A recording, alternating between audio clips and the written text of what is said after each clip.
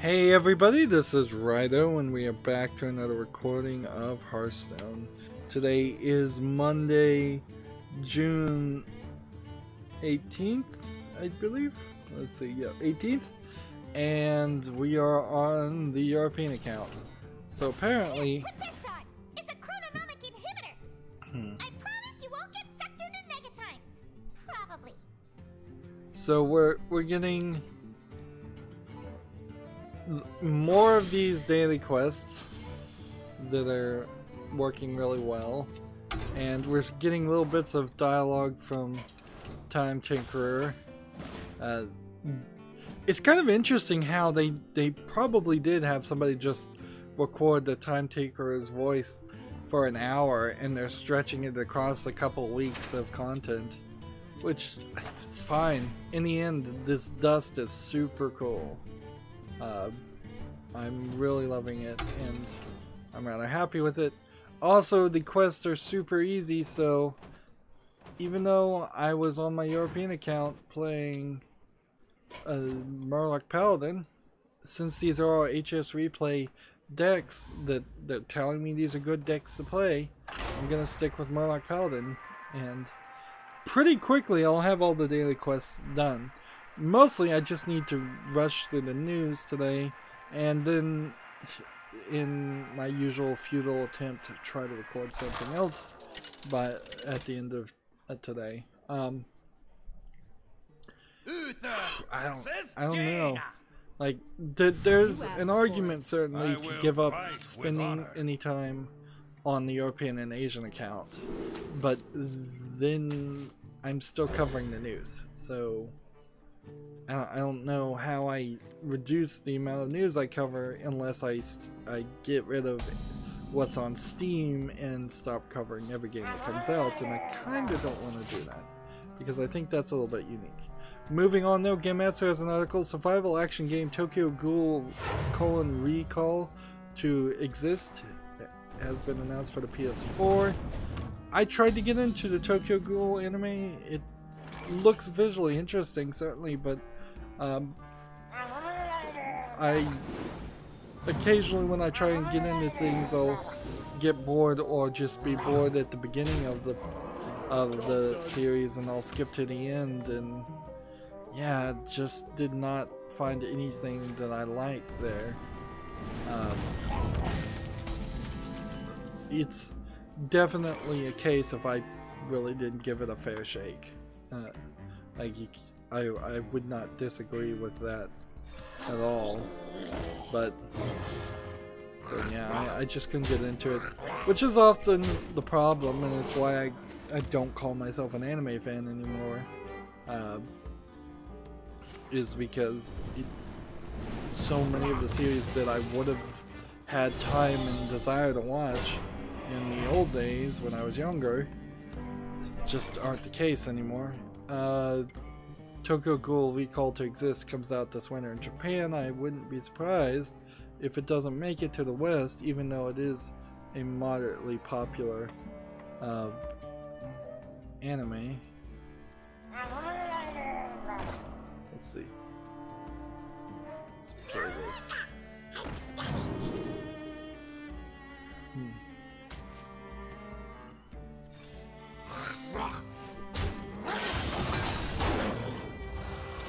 In the turn, we've got a game on Steam called Multi-Ball. It's a low graphic looking, simple graphics game. It looks like the physics on this game might actually be better than what you would expect, but it just is so ugly looking. I don't see any reason why you'd want to buy it. It's 40% off for 59 cents.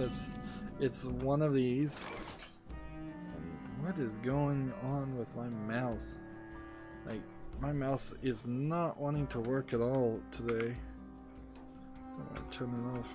I think the batteries might be dying again. I don't inherently just keep a mouse cursor.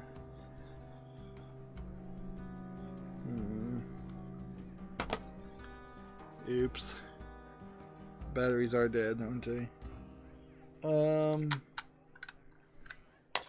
let's see, what remote of many remotes that I have sitting around would have the right kind of batteries in them, because most of them have AAAs. Like, alright. 1 second. I'm gonna have to reach over and grab another remote and steal the batteries out of it. We're doing this live, people. Doing it live.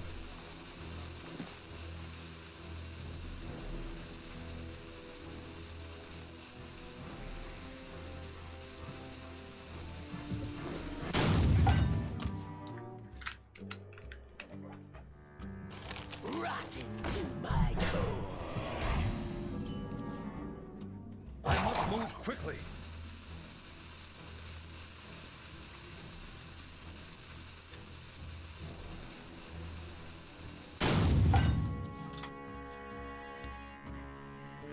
You are not welcome here.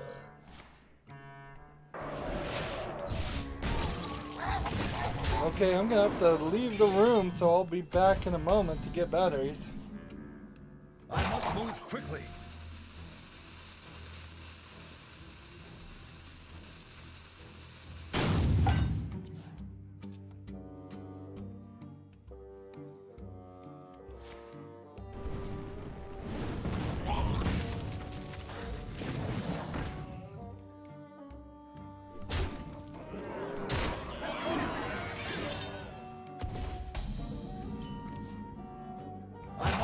Quickly.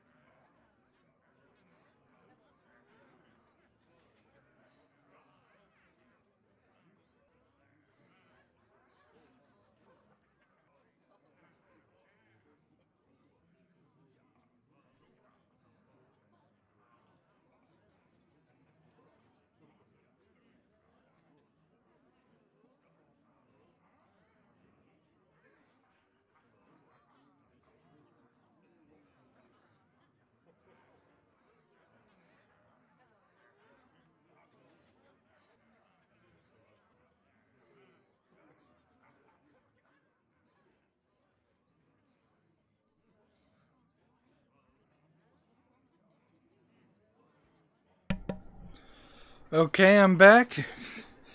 Well, somebody got a free victory there. That sucked.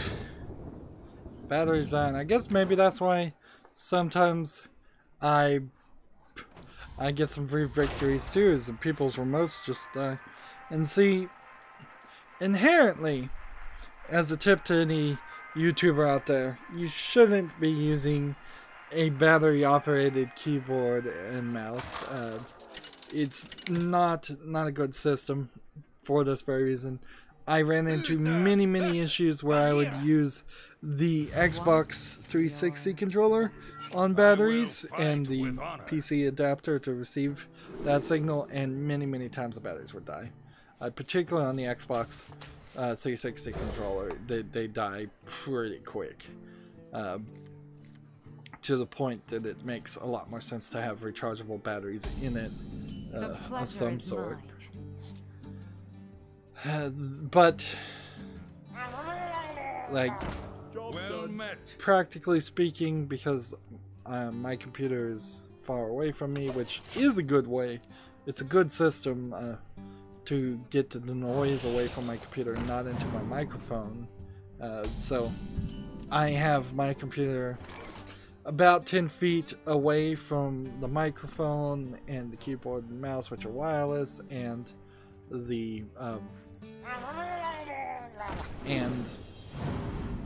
controller.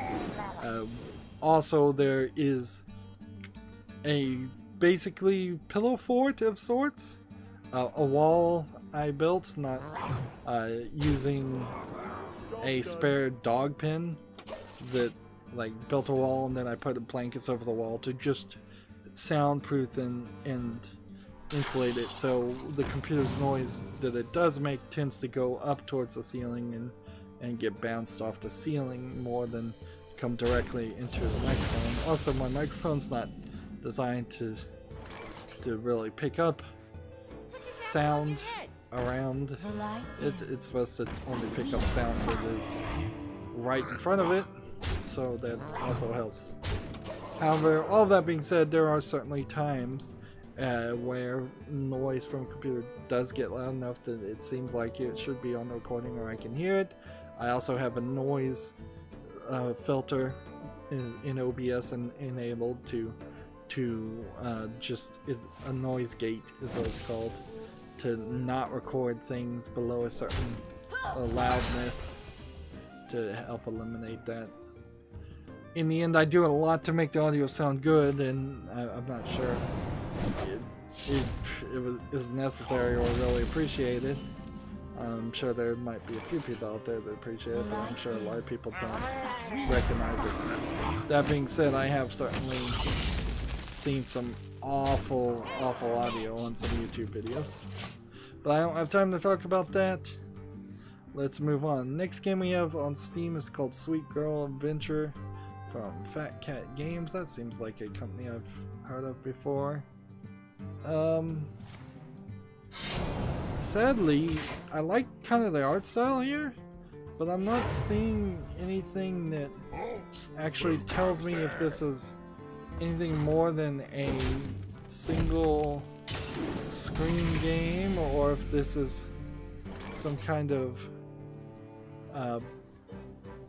infinite runner. It seems like it's a one-screen game where you're playing as this red-headed girl, and bombs are falling from the sky and cakes are falling from the sky a lot slower, and your magic shall not save she's avoiding the bombs and collecting the cakes, and once you collect some amount of cakes, you win that level. So it's a rather basic concept. Let's see.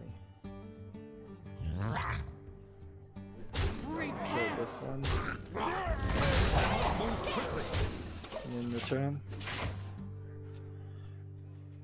If it weren't for the fact, as I scroll down here, that this game had 4,599 achievements for 30% off for 69 cents, this game looks slightly interesting. But in the description it says it has only 9 levels, and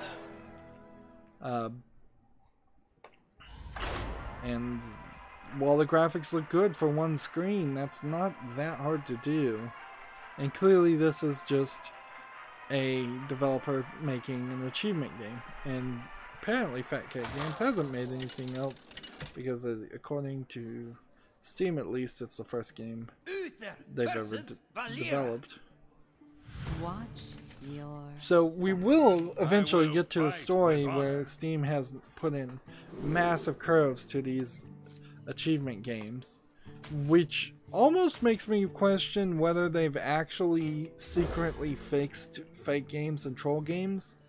I haven't seen a lot of troll games in the past couple days.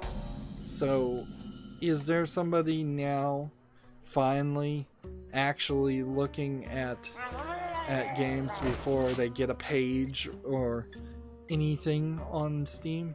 Because that is inherently been the problem, is that you put in your Steam Direct filing, and it seems like at least at the beginning it becomes a 100% automated process where the name, the thumbnail, the screenshots, the descriptions of the games, the achievements of the games are just not getting looked at by anybody at Valve.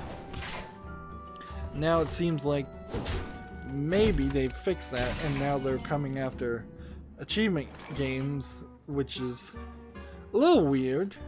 It's definitely strange because it's not like the achievements ever did anything, but they've still gotten out of hand in some way. Like, I imagine this is what a lot of parents felt like when kids were talking about Pokemon non-stop for weeks on end when Pokemon originally came out. And certainly I was part of the problem on the achievements. I had over a 70,000 gamer score on my Xbox 360 profile, and I still do if I can remember to log in to it and look at it. But I was hyper obsessed with achievements when they first came out for the first 3 or 4 years, and then eventually I burned out on them and they became ridiculous. Moving on, we have a game on Steam called Crimson Light. It's a RPG with indie gore, female protagonist. It's not widescreen and it looks like an RPG maker game. It's free, so I guess the price is right. I'm not going to scroll down to reviews anymore. That is the #1 thing that is obvious to me. There's another game that they have called Crimson Shift that's $4.99, and it seems almost like it's the exact same game, or it's a series in the same form. But yeah, neither one of those look really interesting.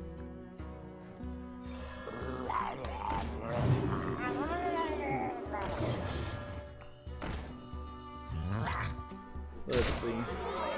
The next game we have on Steam is called Factory of Monsters, and it's under a category of nudity games. I didn't even know that was a category on Steam. It's tagged as nudity, sexual content, action RPG, indie, and gore. We haven't seen a ton of these on Steam lately either. This is an English simplified Chinese game. It looks, I don't even know if you call this an asset flip as much as just literally taking a character and cutting it out of one game and putting it in backgrounds that don't match. Like, the character's legs don't move when she walks, she just slides on the ground. She has, I'd say, less than 24 poses. Everything is just like clip art cut and pasted together. For justice. Let's take a victory.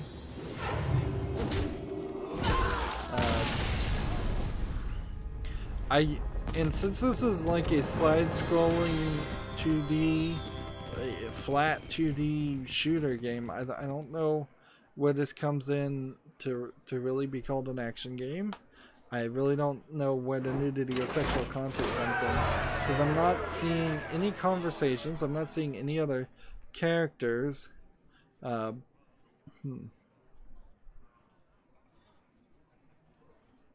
I'm not getting it at all. I am getting all the daily quests done quite easily.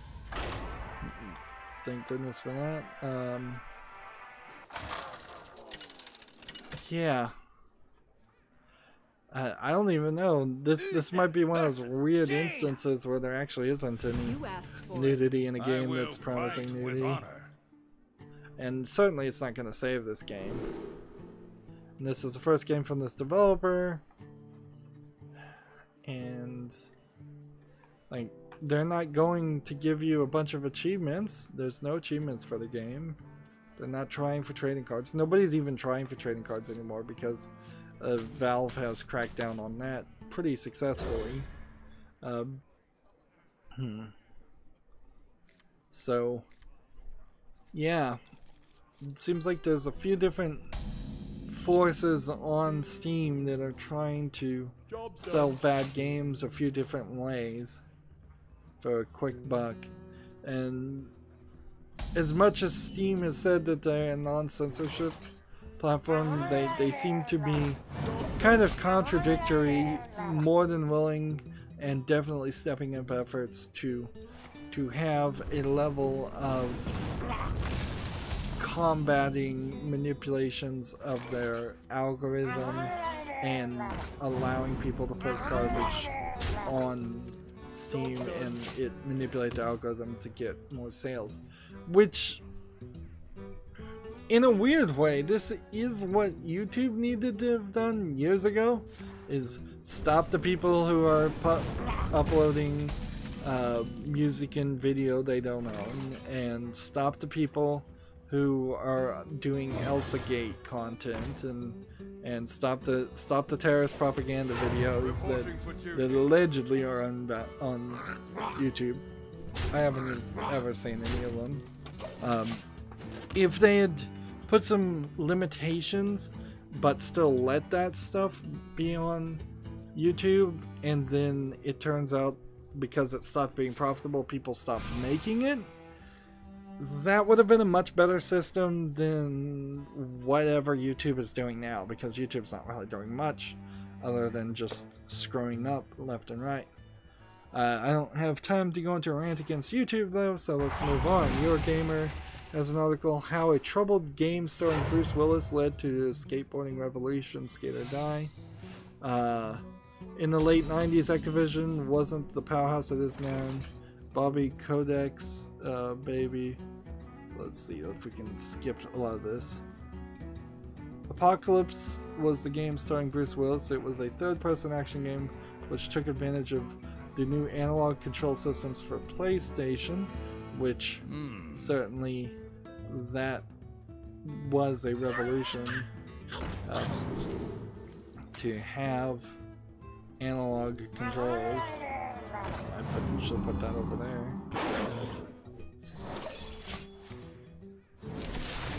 Let's see. And it featured a star turn from Bruce Willis. The platforming aspects were a little bit of hit and miss, and the voice work was already captured before Neversoft came on board. It was weak and lacked impact. So I don't think this game, Apocalypse, actually came out. The vision for Apocalypse was to be a buddy game where you would play and Bruce Willis would be your AI partner, says a level designer on Apocalypse. Let's see.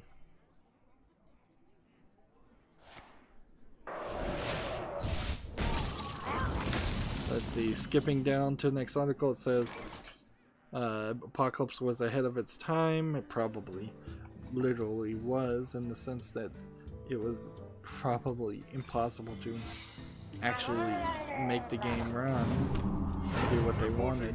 There are some hugely ambitious games in previous generations that wanted to do things, and usually it was from developers who had not done things even close to that before. So, I mean, even in the story, you're having a third-person shooter with a buddy AI of Bruce Willis being programmed, and then that pivoting in some way to be a skate or die game. Like, that tells me that the shooting engine, the gameplay mechanics there didn't work, and the only thing that got made was some levels and some art assets that then got chopped up. Let's see. Well, no, apparently Apocalypse came out, according to this paragraph. It's amazing that there would be a game, and I had just never heard of it, but I imagine there's probably hundreds of thousands of games I've never heard of. It says Apocalypse went on to do reasonably well enough for Activision to give Neversoft another shot with a different project. Activision, the quote here is, Activision saw us as very reliable as we saved their bacon with Apocalypse. Let's see. They wanted to invest money into a franchise, and so they picked us, as another quote. And we saw this as an opportunity for Neversoft to prove itself in the studio to got to work on a demo. Interesting. Alright, so that's an interesting article, and you probably would get more detail instead of me just skimming it if you want to read that on Your Gamer. I guess this is the post E3 period where just retrospective and history articles, things that don't have anything really to do with what's going on right now, can still be written about. Like, and that's not inherently a bad thing. It sometimes doesn't make a lot of sense for people to write articles when other things are happening, but sometimes it's perfectly fine to remind people of their past, I suppose, or teach them about their past if they didn't know in the first place. Let's see. Here's another Your Gamer article. Still got your old 1 megabyte Amiga? A new game has come out. Amaze thing.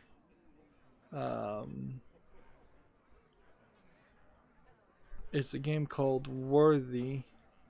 W-O-R-T-H-Y. I wonder.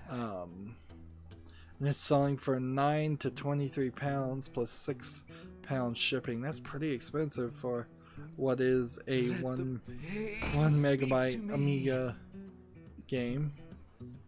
However, looking at the trailer, it doesn't look terrible. It's right up there with like Sonic level graphics. It's a top-down maze runner, kind of like Pac-Man, but you can swing a sword and kill things, and yeah, there's a lot of games like these in the old day, top-down games that had the same generic ideas. You win. There we go. I'm not sure if there really is a reason or rhyme to release or talk about a release of what is effectively a retro, just funny thing to do. Like, the vast majority of video game players are not going to play Worthy or buy Worthy because they're not going to have an Amiga or have any interest in playing it. I have certainly been complaining in the past couple of weeks of Game Boy looking games coming out on Steam. I would, however, argue that Worthy, being in color and looking pretty good, probably should just come out to Steam and say, look, here's the emulated version, here's it playing on a modern PC with an emulator, so more people can play it and try it out. Moving on, Gematsu has the company Furu has announced an action RPG called Crystar for the PS4.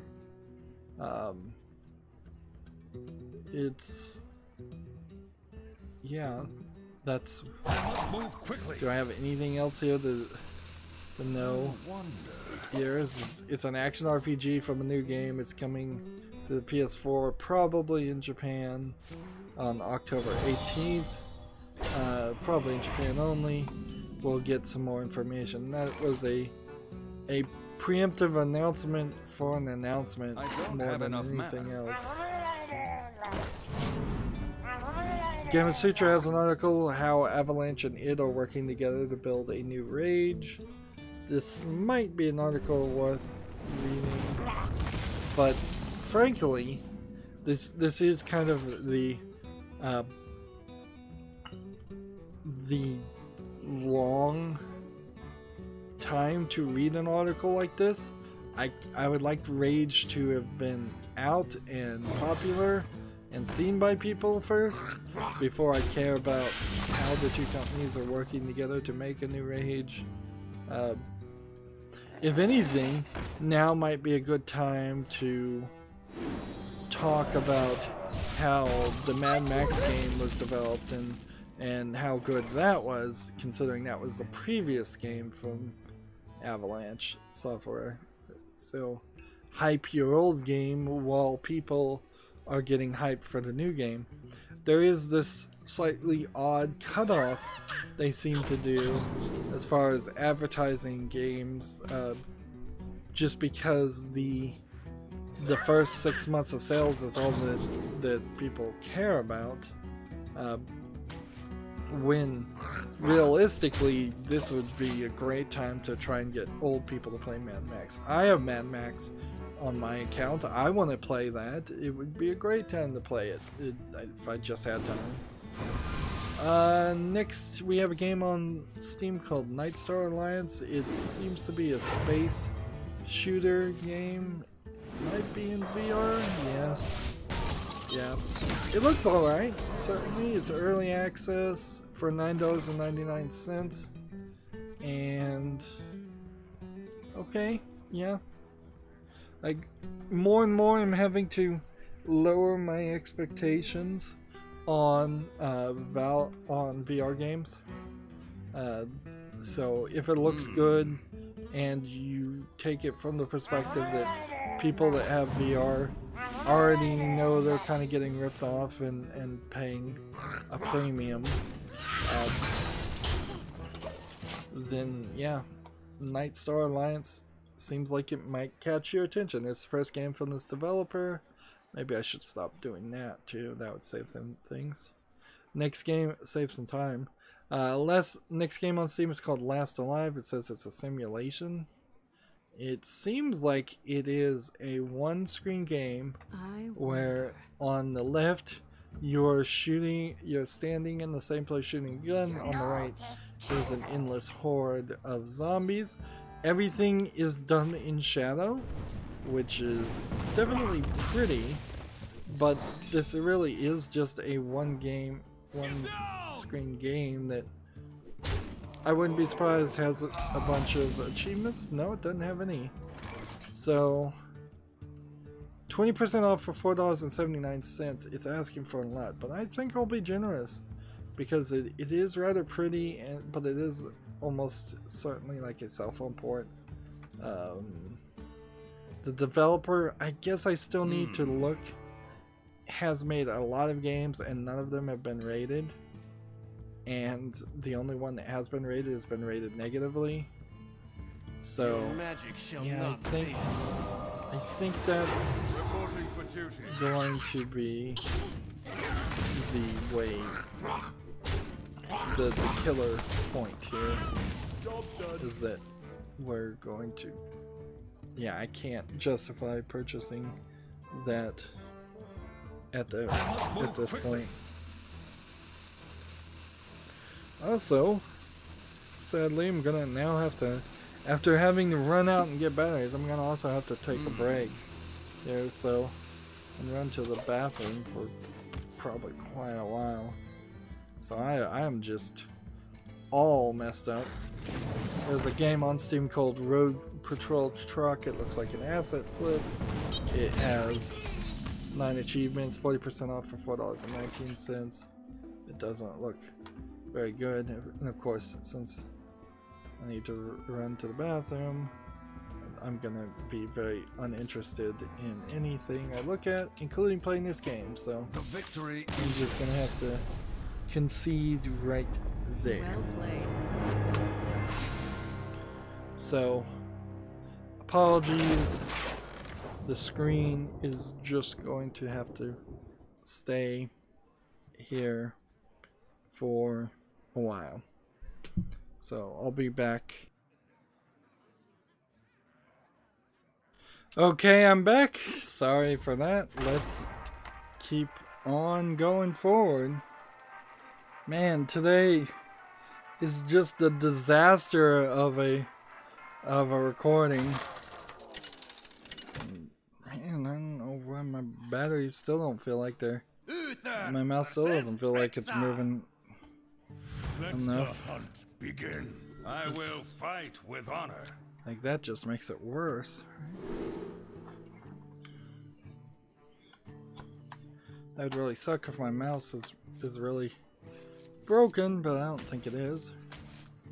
Just gotta get back into the flow of using it. Alright, moving on.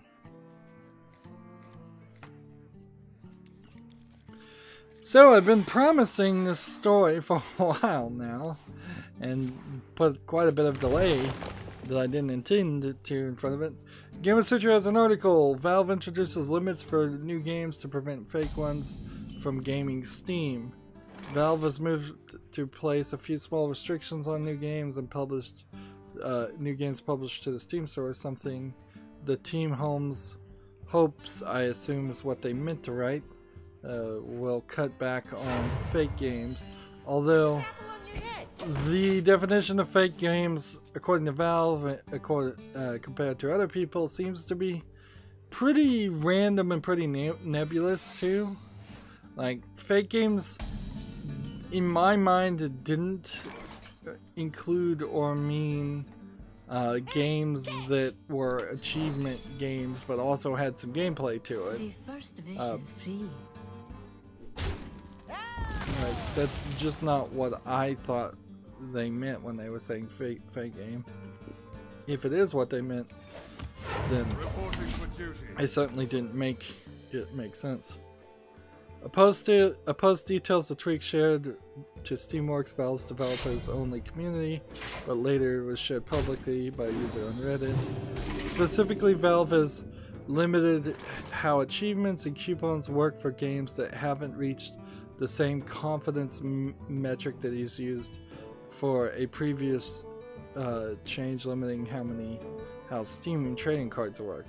So it's the same system that has already existed for a decent amount of time. We've seen some small developers go, oh, I can't do trading cards until I get a certain number of sales. Yeah, and there's certainly, it has to be like real sales, not keys that are sold from third-party sites, from what I understand, or sales directly from Valve. So now they're just limiting two things. One was achievements, which we've seen certainly some achievement games out there, but also there's some form of manipulation that seems to be capable of being done because of coupons. For instance, I recently got a coupon for a game called Fairy Solitaire, 75% off for all the people who own the game Regency Solitaire, which is strange because those two games aren't made by the same people nor published by the same people, as best as I can tell. So it seems like there might be some way where you could give coupons to try to get people to buy games that generally they wouldn't. Let's see. Going forward, games that don't meet the undefined confidence metric will have a limit of 100 achievements, which is still way more than most games ever even use, because a lot of people don't care one bit about achievements. Let's see. If I try this, I guess. Do this. And I guess I'll do this one. And then really don't have anything else I can do. They'll be limited to 100 achievements. Though those achievements won't contribute to your Steam users' global achievement count and will not appear on public profiles.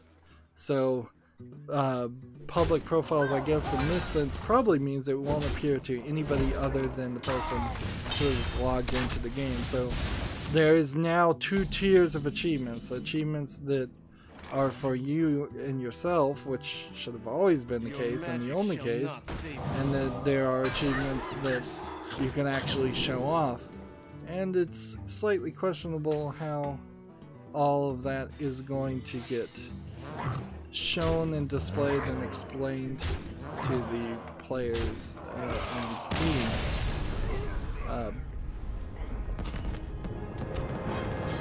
Additionally, titles affected by the new restriction won't contribute to the account's game library count. So your games collector achievement for having 500 games on Steam, or maybe 1,000. I'm slightly over 900, and there was a point in the past couple of weeks where it seemed like I'd get a game and then the account wouldn't go up.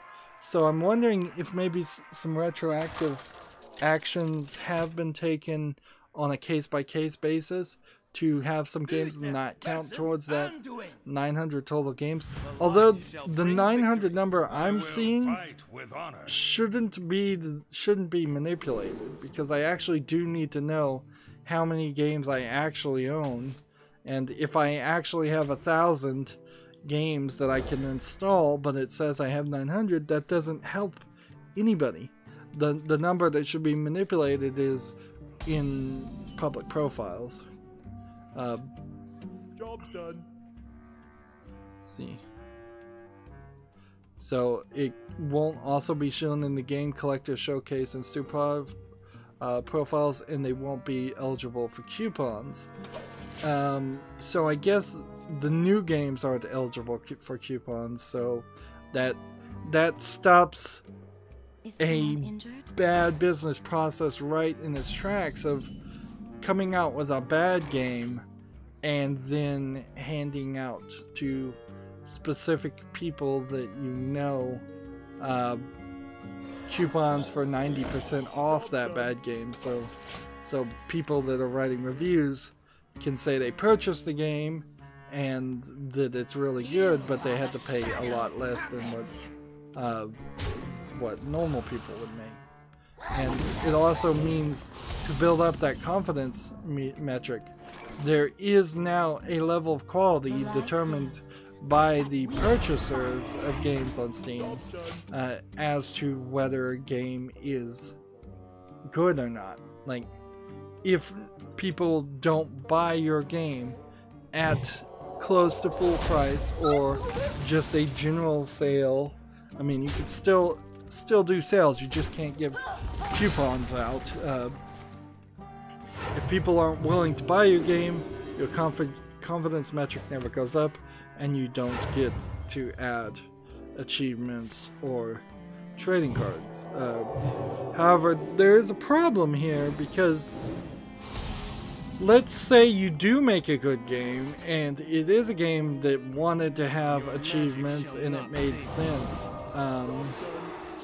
There now has to be some kind of metric where when that game crosses the line to being allowed to have achievements, those achievements unlock. But I guess they've already touched upon that, because you already have 100 achievements. No game should have more than 100 achievements. That's ridiculous in the first place. Like, in general, I want to reread this and say, are they limiting everybody to 100 achievements? Because that would probably be better.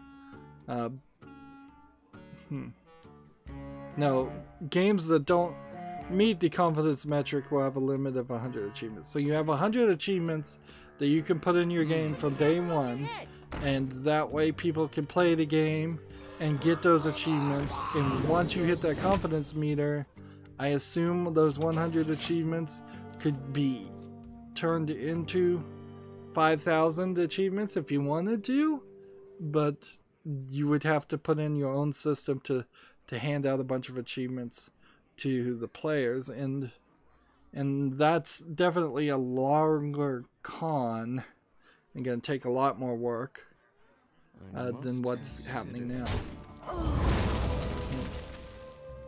Is someone injured? The post notes on Steamworks. The post on Steamworks notes that the changes are happening specifically to target fake games that exist solely to inflate achievement and game counts on public Steam profiles.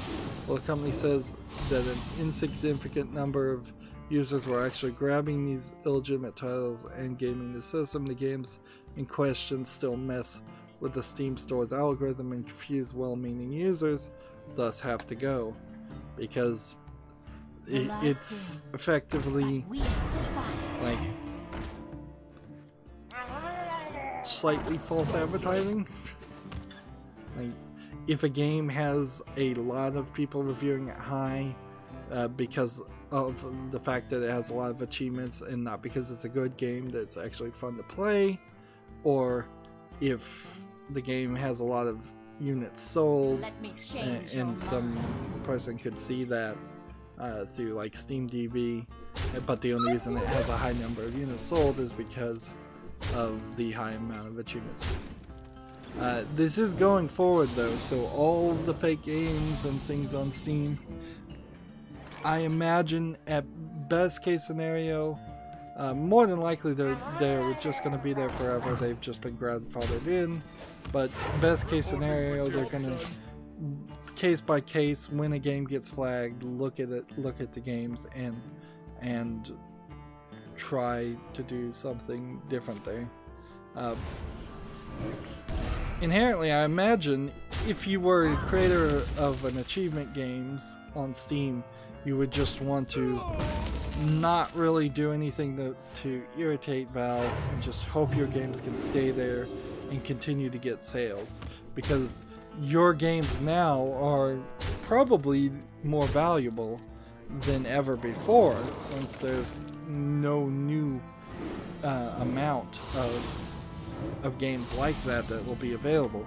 So the worst case scenario for somebody making these fake games is to catch the attention of Valve and have them ban or kick all of those games.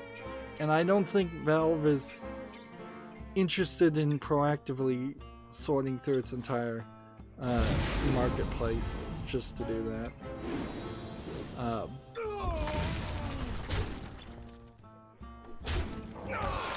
Let's see. Games that don't meet the confidence metric will be branded with a quote "Steam is learning about this game" label right under single player, multiplayer, those little labels.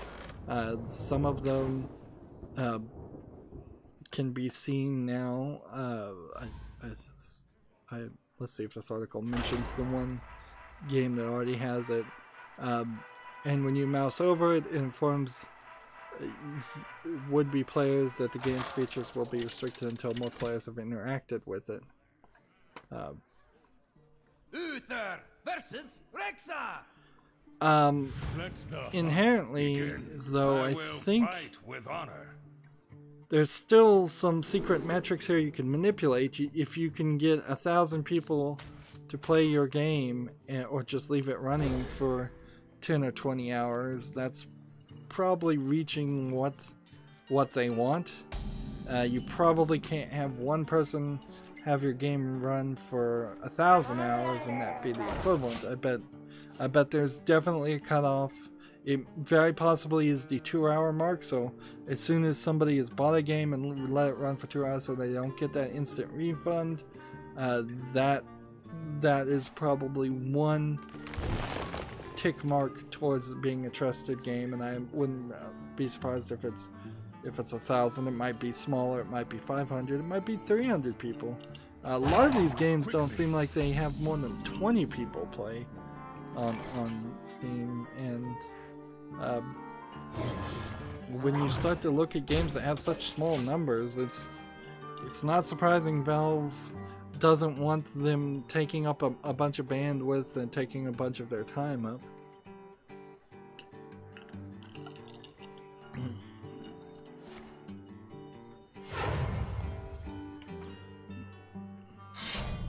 Let's move on. Gamasutra has an article. It says analysts 66% of console players still prefer physical games over digital. I certainly would agree with that. Like, if I wasn't a PC gamer, I would definitely be buying physical content for the most part. Like, when I was playing on the Xbox 360, I bought a lot of games used from GameStop, and I still very much appreciate that that's the fact that I did do that, because I still have those games, and those games theoretically will still play, whereas a lot of digital games have at least the perception of potentially not being playable at some point in the future, or not even now. But then again, a lot of the games I play are single player story experiences that have little to no online content. If you're playing something like Overwatch or Hearthstone, for example, it might as well be an online download, because as soon as the servers go down, you can't play it anyways. There's a graph here in this article. It says, well, the colors are horrible. They didn't use enough different tones of colors. So there is a red bar that's supposed to represent 28% that's right next to another red bar that's supposed to represent 6%. Apparently somebody doesn't know how to use Photoshop. Not Photoshop, but PowerPoint. Reporting for duty. Anyways, it says, best as I can understand this, 28% buy games new, 18% of people, 18% of your spending goes to new, to downloadable content, 28% goes to new games, then 16% goes to used games, and then 14% of your spending is going to online subscriptions. That number is ridiculously high. Wow. If you're spending 14%, but I guess maybe you are.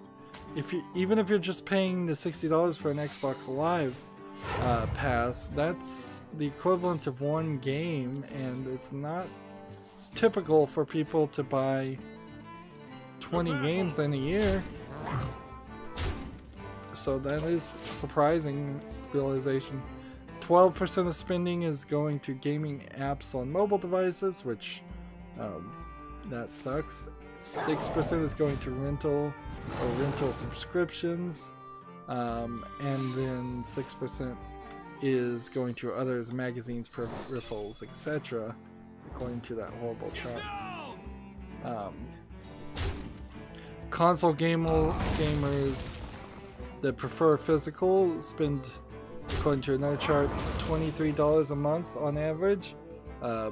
Age 13 plus console gamers, where if they prefer digital, they spend $15. So there is some savings in digital, or either that or you're just not buying as much. No guarantee it actually is savings, because of that. However, PC gamers are spending $38 a month if they prefer the physical, and they are spending $15 a month if they prefer digital. Honestly, I think it's a bit of a misnomer to say you prefer digital. I think at best you accept digital. I would still pretty much prefer digital. If I had 900 DVDs on a shelf somewhere for the 900 games I had on Steam, I'd be cool with that. I'd be like, alright, that probably at some point might make some sense. Your magic shall not save. It would look cool at least. For justice. The weekly gaming hours for console gamers is, according to this chart, 5.0 hours, so 5 hours for people who prefer physical, versus console gamers spending 6.4 hours for people who prefer digital. So I guess if you prefer digital, you might have an hour and nearly an hour and a half extra of time that you can play instead of going to a store and purchasing it. That's a odd correlation that's probably not true, and then there is some that is going against the worst case scenario where people who have digital have to install updates, but I guess even people that get it physical have to install updates, so that's not a factor. PC gamers spend 6 hours playing games if they prefer physical, and 7.6 hours if they prefer digital. So by far, if you want to spend the most amount of time per week, 7.6 for preferred digital and play on PC. I'm not sure.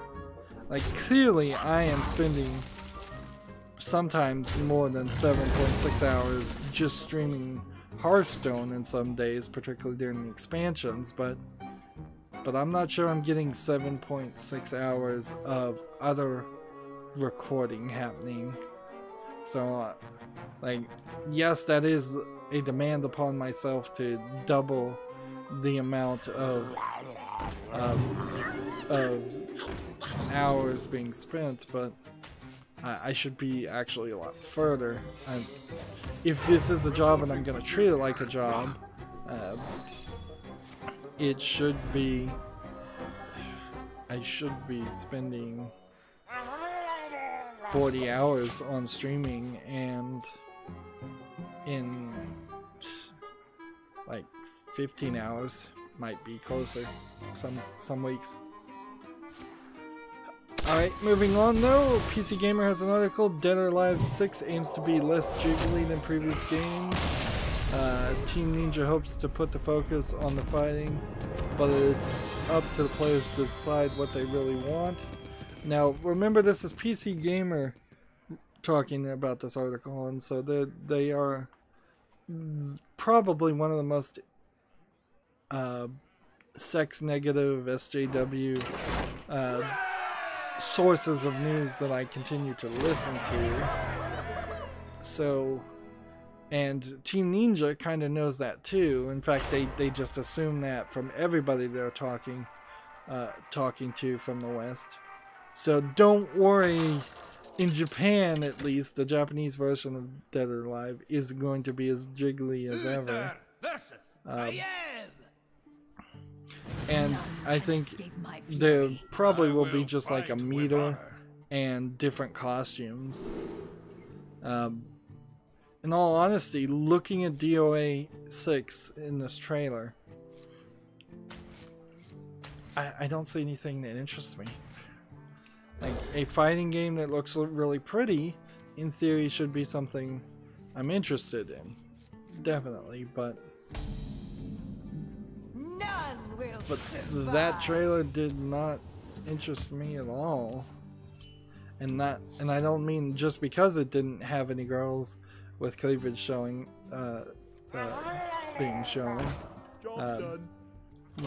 All the two girls that were shown in the trailer I just saw were pretty much fully clothed, covered up.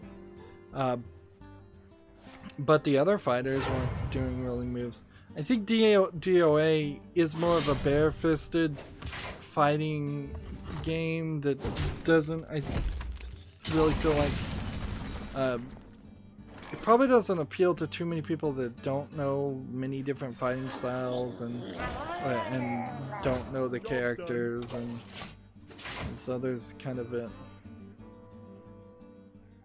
let's see, actually the director Yuhei Shimbori was talking to Game Informer about it, and PC Gamer is just retweeting,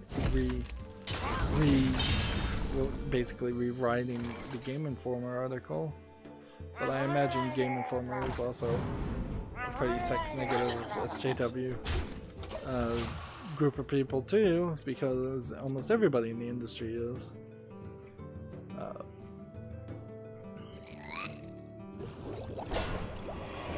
Let's see. Like, here's the quotes. The first quote is, "This is a work in progress, a prototype, so we might change in the future. For this version, we still have Kasumi in her previous costume, and there are some parts that are going to jiggle or move, but we want to make it a lot more natural. That's one goal." Now, natural has always been a goal for that, because we don't... Nobody really wants an insane amount of jiggle, unless it's a joke. Like, certainly there are some comedy animes out there where where the boob jiggle is gravity defying and never stopping, but natural has always been the desire. However, natural means what actually is happening in nature, not particularly what one side or the other side actually want.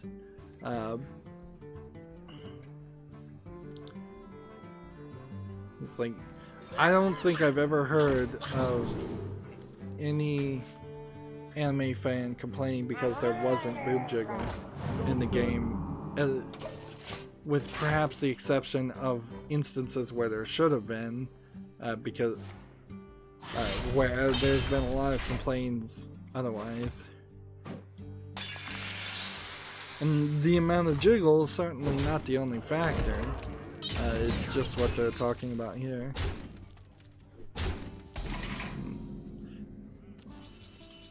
Here's another quote. We have to see what gamers really want, what their response is. And so this is the developer of DOA specifically saying, do you really want this? Because we're getting this message from Game Informer and others that you don't want this, but then when we leave it out, our games don't sell. And DOA 5 last round, he's saying, may have gone a little overboard with the jiggle physics, but there's no overworking effect that sex sells. Here's another quote, not all gamers want the same thing, but we want to ask their opinions. All of them get their feedback on it. A lot of this is literally just the Japanese director platituding the Game Informer people, honestly. This is not how Japanese people work or think. They're gonna do whatever they want to do, and like any artist really should just do whatever they want to do. Consequences be damned. They are trying to sell a product, but Japanese in general will go, yes, we'll agree with you, we'll do whatever you want, and then they'll just ignore you. Like, and I'm glad for it. It's one of the reasons why Japanese games are influential, and the other game developers aren't so much. So yeah, we shall see what DOA 6 looks like and is, but right now, from the trailer I saw, a definite lack of interest. And here I've just hidden a whole collection of duplicate tabs.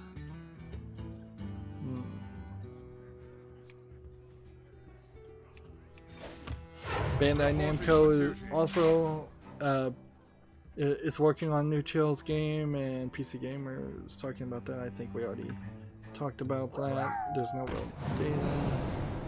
We already did this. Man, I've got just every tab duplicated. Gamasutra has an article. Gaming disorder officially listed in the World Health Organization's diagnostic document. So, despite everybody in their right mind and anybody with any actual scientific way of thinking or knowledge, the 11th revision of the International Compendium of Disease, the ICD, now includes gaming disorder, which is not what's used in the United States, at least. The official thing is the Diagnostic and Statistics Manual, the DSM, which is like DSM-6. I think it's the newest one, and they are certainly more leaning away from creating fake conditions like gaming disorder to hide or label or just complain about things that the old people who run the World Health Organization are complaining about.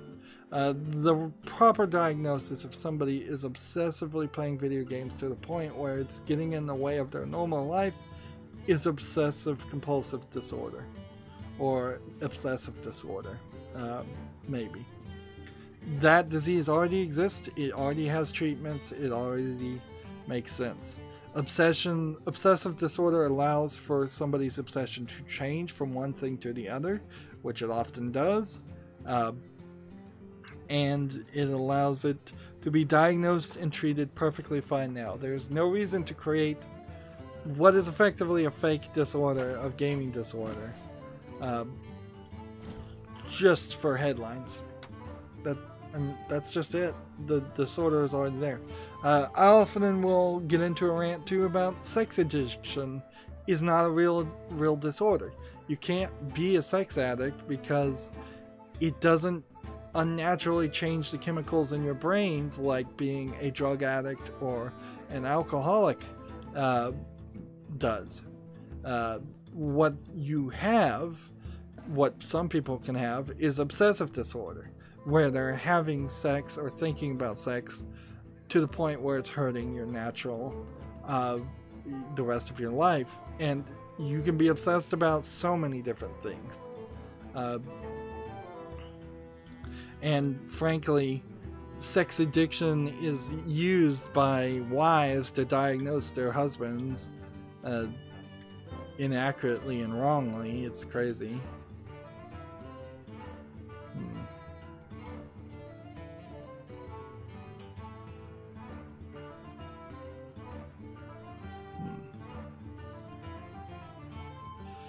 The ESA, the Entertainment Software Association, that is a lobbyist group for the video game industry, it was quoted as saying, putting that official addictive label on games recklessly trivializes real mental health issues like depression and social anxiety disorder.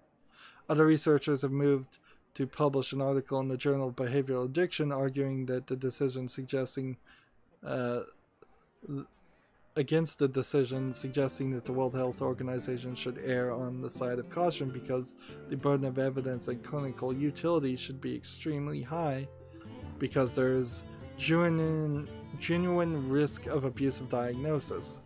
And that's the thing, is that now kids around the world might get thrown in mental facilities because they like to play video games. Bad parents, bad governments might throw kids in facilities to just get rid of them, just to lock them up because of this non-real diagnosis. And I think it is only important to stress it out as a bad non-real diagnosis. That's all it is. There's no argument that is legitimate or scientific for this being made. Well, in a weird way, I'm gonna have to chop up the videos and cut out the break in the middle, but my timer, I paused it and I started again, so it should have been an hour worth of content now, so I can start the next recording, and we'll be on the Americas account. We'll try to rush through news. There's still a ton of news. And hopefully we'll have no more issues of batteries dying or having to go to the bathroom. Like, that is one of my major concerns, is that I'll just start having to go to the bathroom a ton, and not be able to make recordings at all. That certainly could happen. That's it for this recording. As always, I ask you to like, share, subscribe, comment, and watch every second of my videos. If you want a friend to follow me on any social media sites, there's a bunch of links down in the description box. And if you want to support me even further, gift me a game on Steam. Thank you for watching. Have a good evening.